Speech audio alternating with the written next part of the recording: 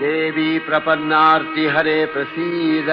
प्रसीद मातर जगतो अखिलस्य प्रसीद विश्वेश्वरी पाहि विश्वम् स्वविश्वरी देवी चराचरस्य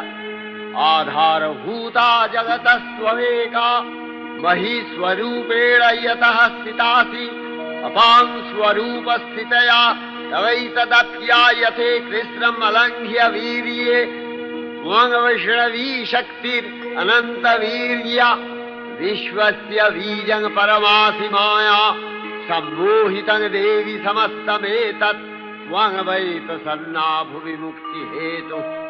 विद्या समस्तास्तव देवि भेदा स्त्रियः समस्ता सकला जगत्सु तवैकया पूरितमम्बयैतत् का ते स्तुतिः सद्य परापरोक्तिः सर्वभूता यदा देवी